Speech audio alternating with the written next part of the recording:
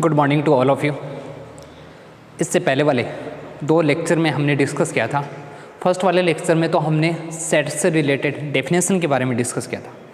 Second lecture में हमने set से रिलेटेड कुछ डेफिनेशन के बारे में भी डिस्कस किया था और उससे रिलेटेड हमने एग्जांपल डिस्कस किए थे जिसमें हमें प्रूफ करना था कि कोई भी दो सेट इक्वल कब होंगे।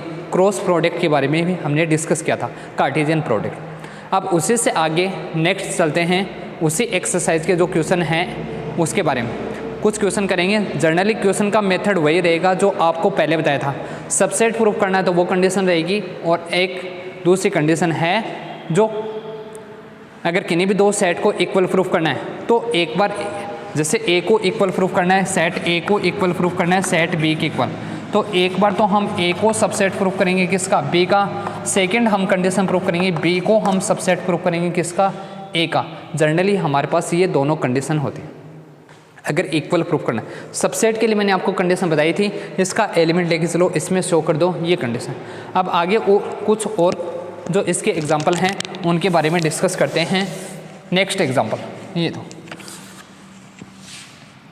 क्वेश्चन मान लें, एक्सरसाइज के जो क्वेश्चन दे रखे हैं उनके बारे में डिस्कस करें। एक आपको मेन कंडीशन, एक कंडीशन और काम में आती है, वो आपको ध्यान रखनी है, चाहे नोट लगा के कंडीशन लिख लेना।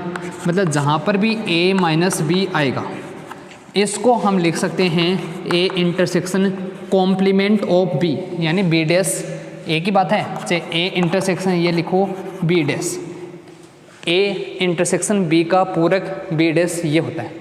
तो इन दोनों में से आप कोई भी कंडीशन लिख सकते हो। ये हमारे पास कंडीशन कई जगह काम में आएगी, जहाँ पर हमें प्रूफ करना होता है वहाँ पर कंडीशन काम में आएगी ये कंडीशन। तो आप डायरेक्ट लिख लेना। वैसे अगर आप निकालोगे तो जो आपने वेन आइलर डायग्राम पढ़े हैं उनसे आप इसको निकाल भी सकते हो, उससे आप इसको सोल्व भी कर सकते हो, आराम से इजीली सोल्व हो सकते। नेक्स्ट एक्सरसाइज के कुछ क्वेश्चन दे रखे हैं, मैं बता देता हूँ। एक दे रखा क्वेश्चन नंबर फर्स्ट दे रखा जिसमें आपको 20 सबसेट दे रखा है ए का। तब आपको प्रूफ करना है। प्रूफ क्या करना है, देन कंडीशन आपको ये प्रूफ करनी है कि a माइनस बी माइनस सी वो किसका सबसेट होगा, a माइनस सी का सबसेट होगा। उल्टा लिख दोगे ना तो a माइनस सी तो सुपर सेट कहलाता है, ये कहलाता है सबसेट उप समुच्चय। या ये करना b माइनस सी को सबसेट प्रूफ करना है किसका, a माइनस सी का। वही जनरली कंडीशन है, सबसेट प्रूफ करना है तो कंडीशन लेके इसका एलिमेंट लेके चलो, इजीली कंडीशन है x हम एलिमेंट लेके चलेंगे किसका, कोई भी एलिमेंट ले लिया किसका, b माइनस सी का। अब मैंने b माइनस सी के लिए आपको कंडीशन बताई थी, दो अगर b माइनस सी में कोई भी एलिमेंट बिलोंग करेगा तो वो b का तो होगा लेकिन किसका नहीं होगा, c का। तो यहाँ से हमारे पास कंडीशन क्या आएगी, x जो एलिमेंट है b में तो बिलोंग करेगा लेकिन x किसका एलिमेंट नहीं होगा, c का।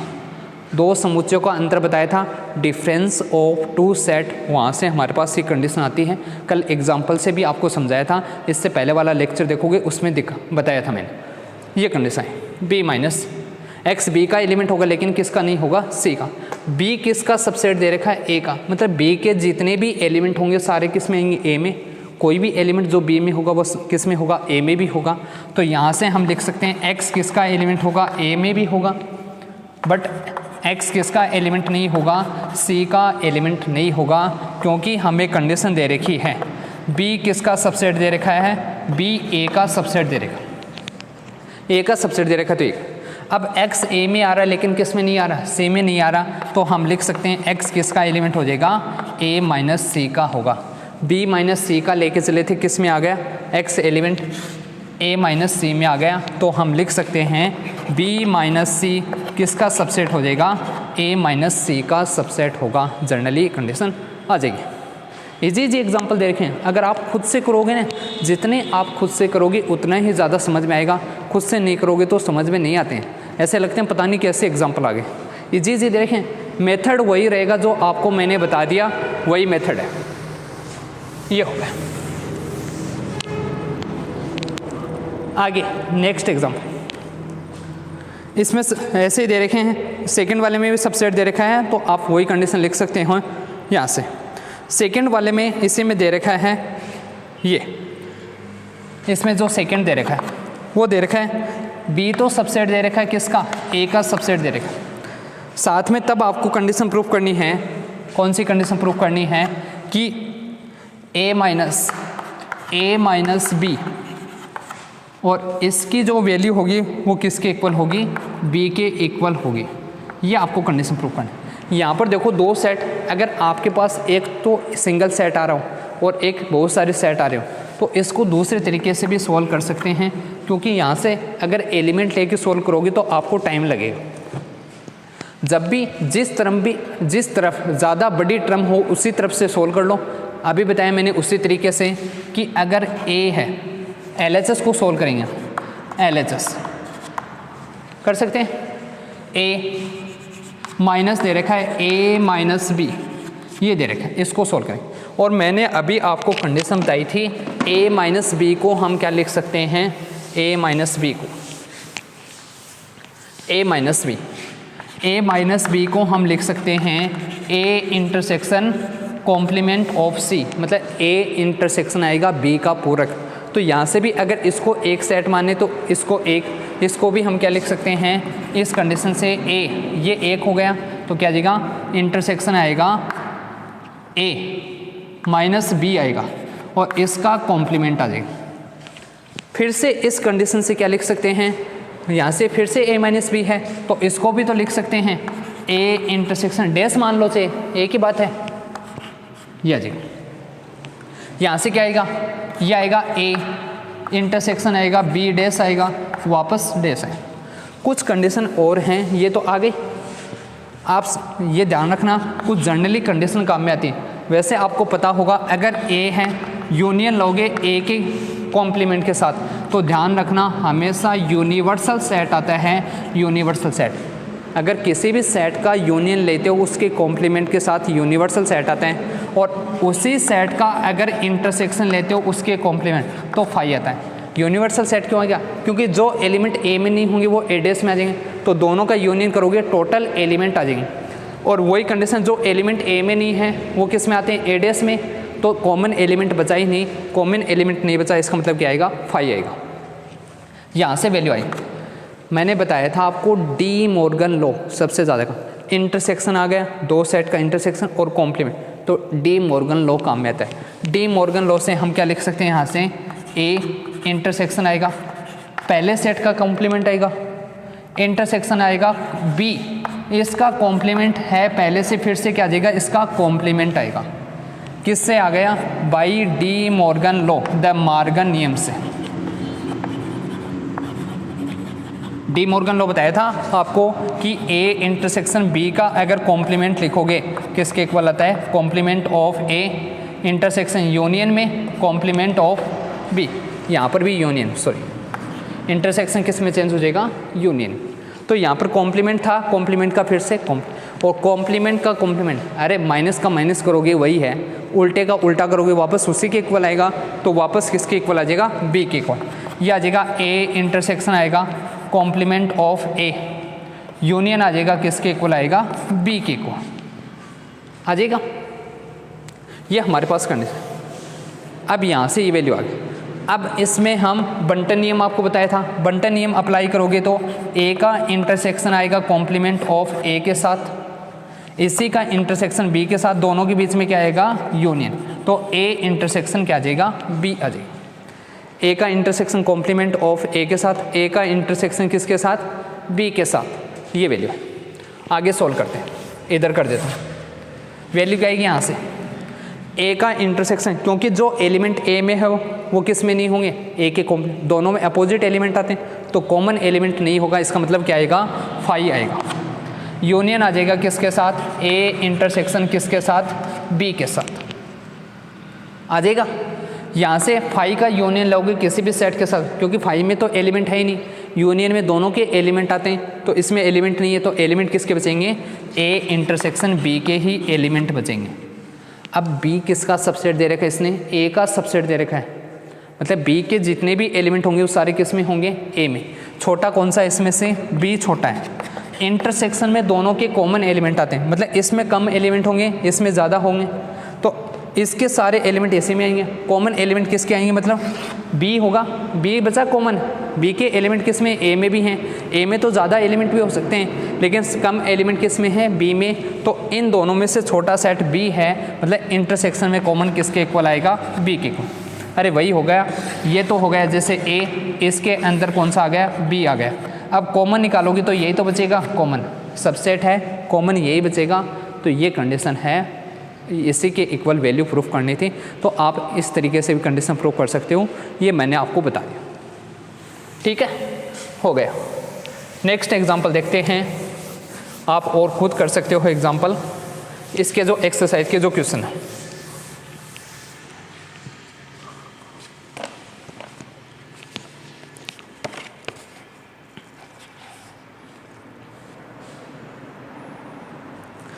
क्वेश्चन इसका जो क्वेश्चन नंबर 2 दे रखा है वो इसी की तरह होगा, आराम से प्रूफ कर सकते हो इजीली जो कंडीशन। इसके बाद क्वेश्चन नंबर 3 उसमें दे रखा है, क्वेश्चन नंबर 3 एक्स।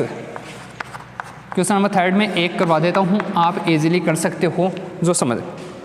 ए माइनस, ये दे रखा है A minus B union A intersection B, equal proof करना है, किसके इक्वल, ए के इक्वल प्रूफ करना है। ये आपको कंडीशन दे रखी है, प्रूफ कर सकते हो इजीली।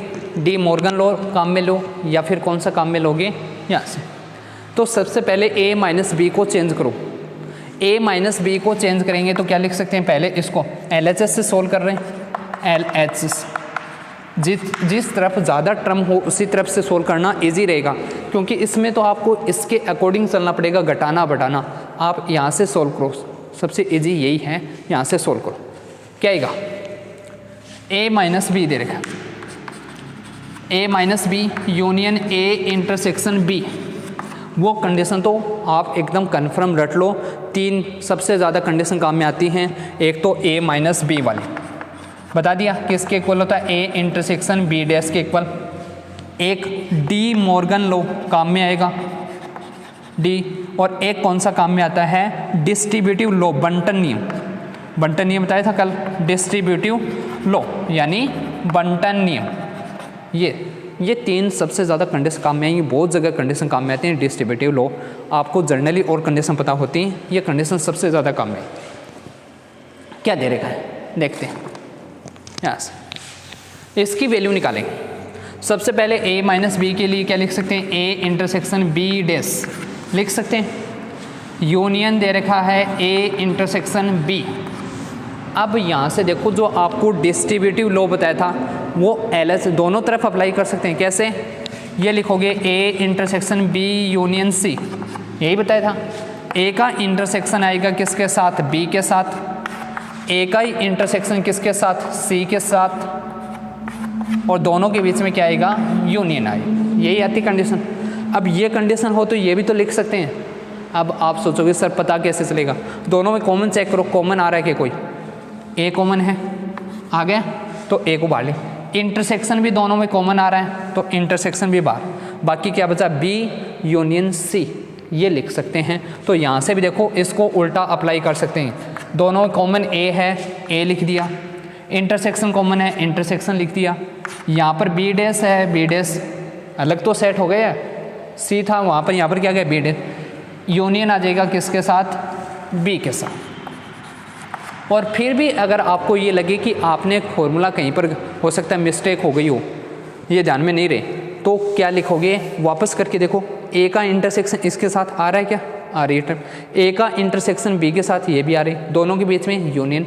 तो आपको वैसे एक बार इसको उल्टा और करके देख लेना, पता चल जाएगा कौन से नियम से लिखा है, बंटन नियम यानी डिस्ट्रीब्यूटिव लॉ। डिस्ट्रीब्यूटिव लॉ, ये नियम भी साथ में लिखने होते हैं वैसे। डिस्ट्रीब्यूटिव लॉ से, बंटन नियम से हमने लिखा। अब इंटरसेक्शन, बी का यूनियन बी डैश के साथ, यूनियन है, जो एलिमेंट बी में नहीं वो बी डैश में आ जाएंगे, मतलब सारे एलिमेंट। यूनियन में टोटल एलिमेंट आते हैं, तो बी के एलिमेंट भी हो गए, किसके एलिमेंट हो गए, बी के, बी और बी डैश दोनों के एलिमेंट आ गए। यूनिवर्सल सेट ध्यान रखना सबसे बड़ा सेट होता है, मैंने आपको पहले भी बताया था। सबसेट जितने भी लेते हैं वो सारे किसके लेते हैं, यूनिवर्सल सेट के। एक इसका आ गया बी आ गया, एक कौन सा आ गया, बी डैश, मतलब जो एलिमेंट है, जैसे ये सेट है बी, तो बी डैश कौन सा बचेगा, बी डैश इसके बाहर वाला बचेगा। तो टोटल इन दोनों का यूनियन करो, यूनियन मतलब टोटल क्या हुआ, यूनिवर्सल सेट। तो कौन सा आएगा, इंटरसेक्शन आ गया, यहाँ से कौन सा आ जाएगा, यूनिवर्सल सेट आएगा। या तो इसको इस प्रकार कर देना या इस प्रकार लिख देना, अलग डायरेक्ट बना देना, क्योंकि नहीं पता नहीं चलेगा यूनियन है या यूनिवर्सल। ये कौन सा है, यूनिवर्सल सेट है, यानी सार्वत्रिक समुच्चय है।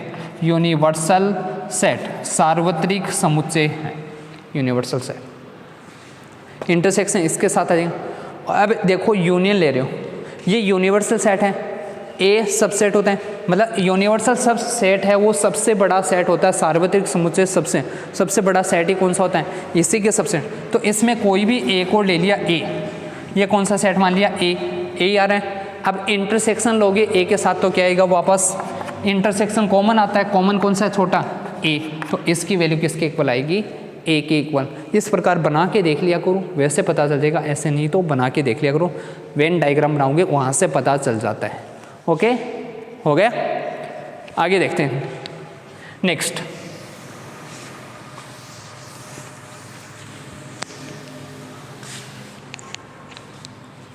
नेक्स्ट क्या देख, ये तो कर लोगे आप, इसी प्रकार करने हैं, जहाँ पर भी माइनस प्लस ये अप्लाई कर देना, ठीक है। ऐसे ही एक्सरसाइज का क्वेश्चन नंबर 4 दे रखा है, एक आपको दे रखा है, इसमें एक्सरसाइज का जो क्वेश्चन नंबर 4 दे रखा है उसमें सिमेट्रिक डिफरेंस से रिलेटेड क्वेश्चन है। एक बता देता हूँ, इजीली है, आराम से कर सकते हो। ये दे रखा है सिमेट्रिक डिफरेंस किसके साथ, ए इंटरसेक्शन बी के साथ, और इसकी वैल्यू आपको प्रूफ करनी है किसके इक्वल आएगी, ए माइनस बी के इक्वल आएगी। सारे करेंगे, जो आपको नहीं आएंगे वो करवा देंगे, पूछ सकते हो, मेरे को कमेंट सेक्शन में कमेंट कर देना। जो भी आपको क्वेश्चन नहीं है वो मैं करवा दूंगा, नेक्स्ट क्लास में अपलोड कर दूंगा। पहले वीडियो को अभी के अभी फटाफट लाइक करो, चैनल को सब्सक्राइब जिसने नहीं किया सब्सक्राइब करो, और ज़्यादा से ज़्यादा आपको शेयर करना है, जितना हो सके उतना ज़्यादा से ज़्यादा आपको शेयर करना। इंपॉर्टेंट क्वेश्चन साथ में बताता जा रहा हूँ, कल जो करवाए थे दोनों एग्जाम्पल इंपॉर्टेंट थे, इनमें नॉर्मली क्वेश्चन है, आप आराम से कर सकते हो सकता है कहीं भी दे दे। ये अब इंपॉर्टेंट का मतलब ये नहीं कि सर आपने तो बताए नहीं सारे, उसे कुछ ज़रूरी नहीं तो 100% है, क्योंकि हर टीचर का जो माइंड होता है अलग अलग होता है। आपका भी देख लो, हर स्टूडेंट का माइंड अलग अलग है। कई तो गुरुजी मान जल्दी जल्दी पढ़ाओ, कई ऐ का है गुरुजी थोड़ा धीरे पढ़ाओ समझ में को नहीं आवा, कई ऐ का गुरुजी मान लिखा दो मैं अपना आप ही पढ़ लें। अरे ऐ का कलाकार हैं सब, मतलब वो रहीम जी को दो सुने तो ने, रहीमन इस संसार में भांति भांति के लोग, मैं का बहुत भांति भांति का बैठे। तो सबकी अलग अलग कैटेगरी, टीचर का भी जो माइंड होता है वो अलग अलग होता है हर टीचर का। कोई टीचर कैसे क्वेश्चन देता है, कोई टीचर कैसे क्वेश्चन देता है, लेकिन लगभग क्वेश्चन मिल जाते हैं। 70-80% जो इंपॉर्टेंट क्वेश्चन बताते हैं उसमें से आराम से मिल जाते हैं। ये ए माइनस बी, ये प्रूफ करना है। सिमेट्रिक डिफरेंस की आपको डेफिनेशन लिखवाई थी, वो तो आपको ध्यान में रखनी पड़ेंगी, क्योंकि कंडीशन मैंने आपको पहले बता दिया, बेसिक कॉन्सेप्ट आपका क्लियर। सिमेट्रिक डिफरेंस ए और बी किसके इक्वल होता है, दोनों का यूनियन आता है, फिर क्या आता है, दोनों का इंटरसेक्शन आता है। यहाँ पर जो वैल्यू दे रखी है, ए तो ए के इक्वल है, बी की वैल्यू किसके इक्वल दे रखी है, ए इंटरसेक्शन बी के इक्वल दे रखी है। मतलब यहाँ से वैल्यू क्या निकालेंगे, इसकी वैल्यू निकालेंगे। ए सिमेट्रिक डिफरेंस निकालना है, ए इंटरसेक्शन बी, वैल्यू रख दो, जहाँ पर बी है बी के स्थान पर क्या आ जाएगा, ये आ जाएगा। तो ए यूनियन आएगा किसके साथ, ए इंटरसेक्शन बी के साथ, ये आएगा। ब्रैकेट बड्डो लगा दो, क्या फ़र्क पड़ा, माइनस। दूसरा कौन सा आएगा, ए इंटरसेक्शन आएगा, ए इंटरसेक्शन किसके साथ आ जाएगा, बी के साथ आएगा। ये वैल्यू आ गई। सिमेट्रिक डिफरेंस की कंडीशन लिखाई है, बी के स्थान पर क्या आ गया, यहाँ से बी के स्थान पर ये वैल्यू आ गई, जहाँ पर बी था यहाँ पर क्या आ गया, ये वैल्यू हमने पुटअप कर दी। यहाँ से हमारे पास जो वैल्यू आएगी वो किसके इक्वल आएगी, इसको सोल्व करेंगे। यूनियन आ रहा है, इंटरसेक्शन आ रहा है, और जब भी दोनों आते हैं तो कौन सा नियम अप्लाई करते हैं, डी मॉर्गन लॉ। कौन सा आएगा, यहाँ से आएगा, ए यूनियन आएगा किसके साथ, ए के साथ आएगा, यही आएगा। फिर ए यूनियन किसके साथ आएगा, बी के साथ। अरे आएगा कि नहीं आएगा, ए यूनियन किसके साथ आएगा, बी के साथ वापस। तो यूनियन आएगा ए यूनियन बी के, दोनों के बीच में इंटरसेक्शन आएगा ए यूनियन बी के साथ। और डायरेक्ट लिखो तो डायरेक्ट लिख सकते हो। यहाँ से एक और कंडीशन देखो, ए इंटरसेक्शन बी, इंटरसेक्शन का मतलब क्या हो गया, वेन डायग्राम बनाओ, सबसे इजी होता है। मैंने आपको पहले ये हमने सेट ले लिया ए, ये हमने सेट ले लिया कौन सा बी, ये ए ले लिया, ये बी ले, इंटरसेक्शन ये आएगा, ये कौन सा हो गया ए इंटरसेक्शन बी। यूनियन किसके साथ है, ए के साथ, ये कौन सा आएगा पूरा यहाँ से यहाँ तक यूनियन है। तो दोनों के जो टोटल एलिमेंट होंगे, ए में ये भी पार्ट भी तो आ रहा है, ये कौन सा है, ये तो आएगा यूनियन आपका, ये ए है टोटल, और ये कौन सा है, ये ए इंटरसेक्शन बी। तो यूनियन करोगे, यूनियन में टोटल एलिमेंट आते हैं, मतलब वापस किसके इक्वल आएगा, ए के इक्वल आएगा। ए ही तो आ रहा है वापस, ए से ज़्यादा तो आएंगे नहीं, इधर वाला पार्ट तो वैसे ही रह गया, क्या आएगा वापस किसके इक्वल आएगा, ए के इक्वल। यहाँ से और कर लो माइनस, यहाँ पर क्या आ रहा है इंटरसेक्शन, एक जगह तो यूनियन आ रहा था, एक जगह आ रहे हैं इंटरसेक्शन आ रहा है, तो वापस कंडीशन क्या आएगी, इंटरसेक्शन आ रहा है। तो यहाँ से देखो ये इंटरसेक्शन है, ये ए है, ए का इंटरसेक्शन लोगे, कॉमन एलिमेंट इंटरसेक्शन का मतलब कॉमन पार्ट कौन सा है, ये आएगा, मतलब वापस किसके इक्वल आएगा, यहाँ से इंटरसेक्शन लोगे तो ए इंटरसेक्शन क्या आएगा, बी आएगा, ये वैल्यू आ जाएगी। आ गई यहाँ तक वैल्यू। अब इसको हम क्या लिख सकते हैं, यहाँ से देखो ए माइनस है, मैं वापस लिख सकता हूँ इंटरसेक्शन ए इंटरसेक्शन बी का कॉम्प्लीमेंट, माइनस है तो कर सकते हैं। अब कॉम्प्लीमेंट आते ही इंटरसेक्शन आ रहा है या यूनियन आ रहा है, कॉम्प्लीमेंट आते ही कौन सा नियम अप्लाई करते हैं, De Morgan law. De Morgan law apply करोगे तो ए, इसमें चेंज करना नहीं, इधर वाले में कॉम्प्लीमेंट आ जाएगा, ए का कॉम्प्लीमेंट आएगा, इंटरसेक्शन किस में चेंज हो गया, यूनियन में, बी का कॉम्प्लीमेंट आ जाएगा कौन से नियम से, डी मॉर्गन लॉ से, द मॉर्गन नियम, डी मॉर्गन लॉ, ये आएगा डी मॉर्गन लॉ से हमारे पास सी कंडीशन आ गई यहाँ तक। ठीक है, आगे चलते हैं, सोल्व करेंगे आगे। अब ए का इंटरसेक्शन भी आ गया, यूनियन, यहाँ पर तो अलग अलग है तीनों सेट, तो इंटरसेक्शन आ रहा है, यूनियन आ रहा है, कौन सा नियम अप्लाई करेंगे, बंटन नियम, बंटन नियम अप्लाई करो। ए का इंटरसेक्शन किसके साथ, कॉम्प्लीमेंट ऑफ ए के साथ, ए का इंटरसेक्शन किसके साथ, यूनियन, दोनों के बीच में यूनियन, ए का इंटरसेक्शन किसके साथ, कॉम्प्लीमेंट ऑफ बी के साथ, कर दिया अप्लाई। अब ए का इंटरसेक्शन है सॉरी कॉम्प्लीमेंट, इंटरसेक्शन लोगे मतलब उल्टा है दूसरा, कॉमन एलिमेंट है नहीं, कॉमन एलिमेंट नहीं, इसका मतलब क्या आएगा, फाई आएगा, आ जाएगा। यूनियन आएगा किसके साथ, ए इंटरसेक्शन आएगा कॉम्प्लीमेंट ऑफ बी के साथ आएगा। यहाँ पर नियम लिख देना है, नियम लिख दिया करो, बंटन नियम या फिर डिस्ट्रीब्यूटिव लॉ, दोनों में लिख सकते हो, बंटन नियम या फिर डिस्ट्रीब्यूटिव लॉ। फाई का यूनियन लोगे तो हमेशा, क्योंकि फाई में तो कोई एलिमेंट नहीं है, फाई का यूनियन लेते हो तो वापस वही सेट आता है, और इंटरसेक्शन लेते हो क्योंकि एलिमेंट नहीं है तो क्या आएगा, कॉमन एलिमेंट आएगा नहीं। फाई का अगर किसी भी सेट के साथ अगर यूनियन लोगे तो क्या आएगा, वही सेट आता है, और अगर इंटरसेक्शन लोगे तो क्या आएगा, फाई।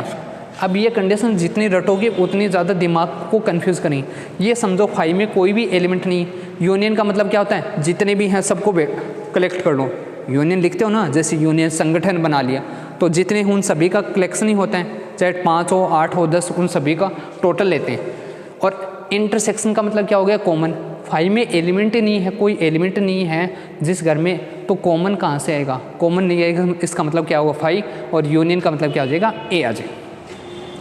यूनियन लोगे तो क्या आएगा वापस, A intersection complement of B आएगा, वापस ए इंटरसेक्शन बी को मैं ये लिख सकता हूँ किसके इक्वल, ए माइनस बी के इक्वल, ये लिखते हैं इसको, तो ये क्या आ जाएगा, ए माइनस बी, यही हमें प्रूफ करना था, यहाँ से ये कंडीशन भी कंप्लीट हो।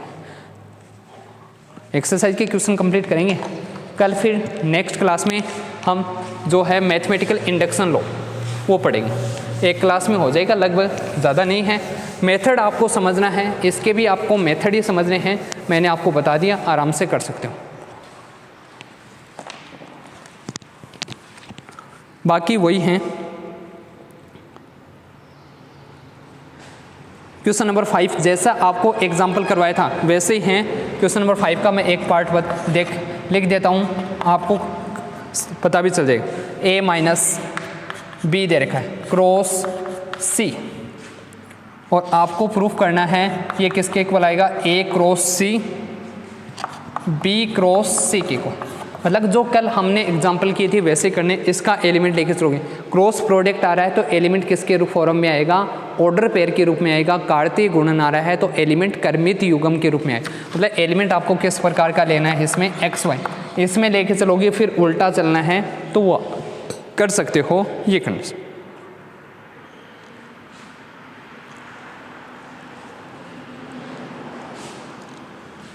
हो गए, ये आ जाएगा।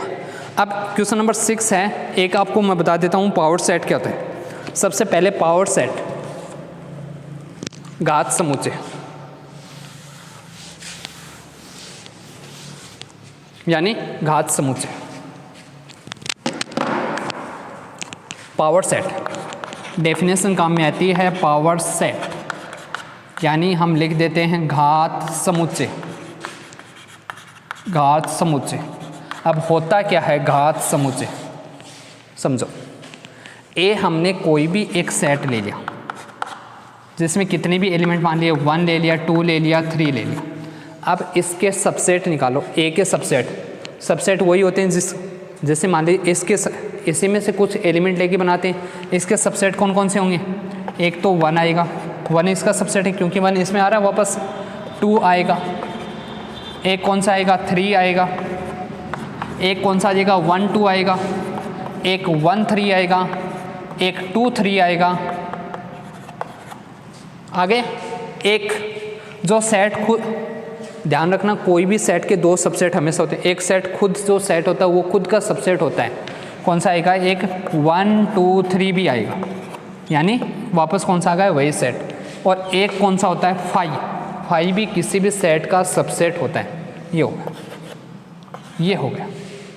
टोटल कितने सबसेट हो गए, 1 2 3 4 5 6 7 8 सबसेट, मतलब कितने हो गए 2 की पावर, यहाँ पर कितने हैं एलिमेंट, 3 एलिमेंट है तो 2 की पावर 8, टोटल इतने सबसेट होते हैं किसी भी सेट के, सबसेट कितने होते हैं 2 की पावर n, अगर n एलिमेंट हैं तो 2 की पावर n, 3 एलिमेंट हैं तो कितने हो गए 2 की पावर 3, मतलब कितने हो गए 8 ही आ रहे। इन सभी सेट का कलेक्शन, जितने भी सबसेट बनेंगे, सबसेट एरिया, इनका फिर से जो कलेक्शन है, इनको फिर से सेट में लिख दिया, यही क्या कहलाता है, पावर सेट कहलाता है, घात समुच्चय कहलाता है, जिसको हम PA से डिनोट करते हैं, A के जितने भी पावर सेट हैं, यहाँ पर A ले रखा है, कितने भी हो सकते हैं, तो इन सभी का जो कलेक्शन है, इन सभी का जो संग्रह है, सबसेट का जितने भी टोटल सबसेट हैं उनका संग्रह क्या कहलाता है, घात समुच्चय, या फिर क्या कहलाता है, पावर सेट कहलाता है। अब इससे रिलेटेड जो एग्जाम्पल हैं 1 2 वो करते हैं, आगे नेक्स्ट क्लास में नेक्स्ट एग्जाम्पल करेंगे। फिर हम जो गणितीय आगमन सिद्धांत है उसका क्वेश्चन बहुत बार आता है वो करेंगे, बता देता। कुछ एग्जाम्पल करने हैं, बाकी तो रहने देना, कोई दिक्कत नहीं है। आप फर्स्ट आपको प्रूफ करना है P5 किसके इक्वल होगा, 5 के इक्वल, ये हो गया। मतलब यहाँ पर आपको सबसेट किसके लेने हैं, 5 के, पावर सेट है, और पावर अगर A होता तो A के सबसेट आते हैं, यहाँ पर 5 पहले हमने ले लिया सेट। 5 कौन सा सेट होता है, 5 इम्पटी सेट होता है, इम्पटी सेट ही होते हैं। अब इम्पटी सेट होगा तो इसमें कोई भी एलिमेंट नहीं होगा, कन्फर्म पता है। देन इसका जो सबसेट है, किसी भी सेट के 2 सबसेट होते हैं, यहाँ पर तो 5 है, 5 होता है, नॉन इम्पटी सेट के 2 सब 5 है तो 5 का A के सबसेट होगा, कौन सा होगा, सबसेट कौन सा होगा, ओनली कौन सा होगा 5, क्योंकि एलिमेंट और तो आ ही नहीं रहे, एक तो खुद होता है, एक 5 होता है ही यहाँ पर 5, तो 5 बचा, खुद तो कहाँ, खुद भी 5 है, तो कितने हो गए, 1 आएगा, 5 आ गया। तो ये सबसेट, और सबसेट का कलेक्शन ही क्या होता है, पावर सबसेट होता है। देन P5 की वैल्यू क्या होगी, टोटल सबसेट तो ये होंगे, टोटल सबसेट कितने होंगे, 1 आएगा टोटल सबसेट ऑफ 5 किस कौन सा आएगा, 5 1 ही आएगा। और देन P5 की वैल्यू किसके इक्वल होगी, 5 के इक्वल होगी, यही प्रूफ करना था, इतना सही है। सेकंड कंडीशन दे रखी, अगर ए सबसेट हो किसका, बी का, तब आपको प्रूफ करना है जो पावर सेट होगा ए वो भी किसका सबसेट होगा, पावर सेट होगा वो भी किसका सबसेट होगा, बी। ये आपको प्रूफ करना। और एक सेट को दूसरे सेट का सबसेट प्रूफ करना है तो मैंने आपको पहले बता दिया, एलिमेंट लेके चलो। ये ध्यान रखना, पावर सेट में हमेशा सेट आते हैं, सेट ही लिखें। पावर सेट किसका कलेक्शन होता है, सेट का, और सेट लेते हैं वो एलिमेंट का कलेक्शन होता है। सेट में तो आप जैसे आपने ए लिखा, ये लिखें एक्स वाई जेड, और पावर सेट में हमने क्या लिखे, एक सेट की फॉर्म में लिखा है, जैसे इस प्रकार की फॉर्म, एक्स फिर क्या आया, वाई आया, इस प्रकार लिखे थे। तो इसमें भी वैसे लेके चलेंगे, इसमें भी इसी फॉर्म में लेके चलेंगे। हमने ले लिया कोई भी एक एक्स ले लिया, किस में से ले लिया, पावर सेट ऑफ ए में से ले लिया। इसका मतलब एक्स किसका एलिमेंट होगा, ये कंडीशन है तो एक्स किसका एलिमेंट आता है, ए का। तो यहाँ से क्या लिख सकते हैं, दिस इम्प्लाइज एक्स किस में बिलोंग करेगा, ए में। एक्स अगर ए में आ गया, ए किसका सबसेट दे रखा, बी का, ए के जितने भी एलिमेंट होंगे वो सारे किस में होंगे, बी में। तो एक्स किस में आएगा, एक्स बी में भी बिलोंग करेगा। एक्स अगर बी में बिलोंग करेगा तो कंडीशन क्या आएगी, जो सेट होगा, सेट एक्स वो किसका आएगा, पावर सेट ऑफ बी का आएगा। मतलब यहाँ से देखो, कोई भी एलिमेंट अगर इसमें लेके चलोगे वापस किस में आ गया, पावर सेट ऑफ बी में आ गया। तो हम कंडीशन क्या लिख सकते हैं, पावर सेट ऑफ ए किसका सबसेट हो जाएगा, पावर सेट ऑफ बी का सबसेट हो जाएगा। ये हमारे पास इसकी कंडीशन आ गई, प्रूफ हो गया, इति सिद्ध। और देखते हैं कोई एक और एग्जाम्पल रहा है तो फिर यहाँ से ये एक्सरसाइज कंप्लीट हो जाएगी आपकी। इतना ही,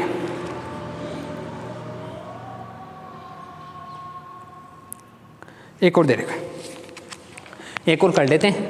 एक तो एग्जाम्पल से प्रूफ करना वो तो आप इजीली कर लोगे, एक और इसी के लिए,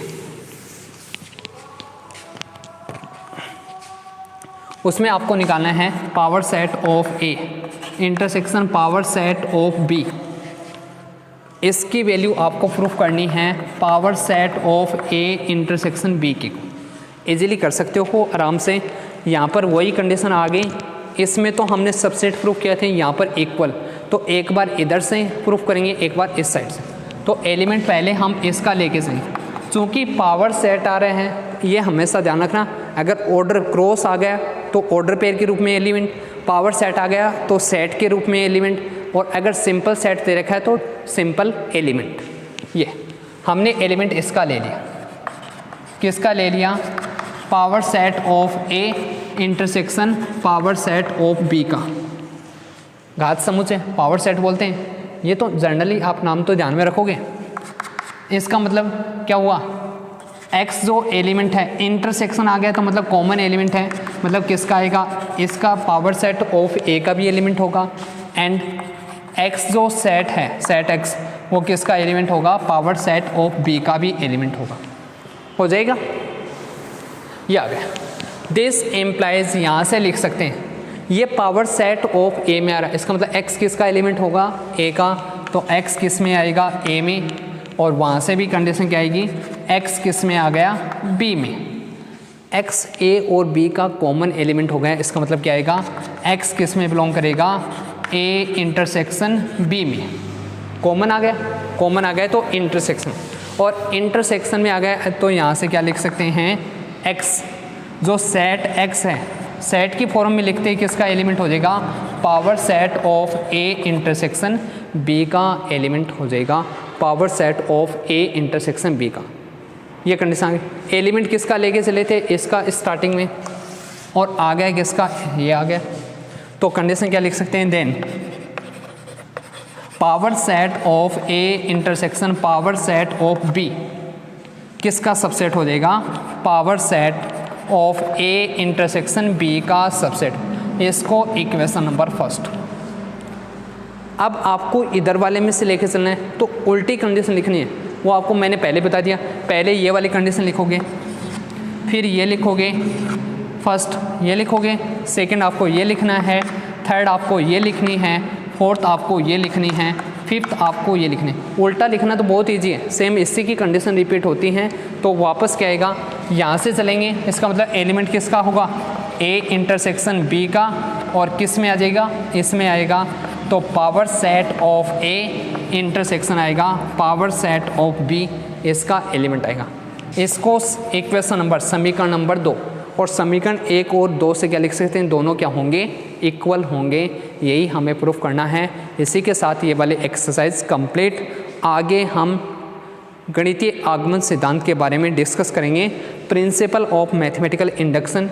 उसके क्वेश्चन भी इजी हैं, आराम से कर सकते हैं, समझ में आ जाएगी। 2 लेक्चर में कर लेंगे, ज़्यादा नहीं है, इतना ही है। वो भी इसमें डेफिनेशन बताने में टाइम लगा था थोड़ा, क्योंकि वो भी बेसिक कॉन्सेप्ट आपका, सबसे पहले बेसिक कॉन्सेप्ट ही आपका क्लियर होना चाहिए, उसके बाद ही हम कंडीशन करते हैं। ठीक है, okay, thank you very much.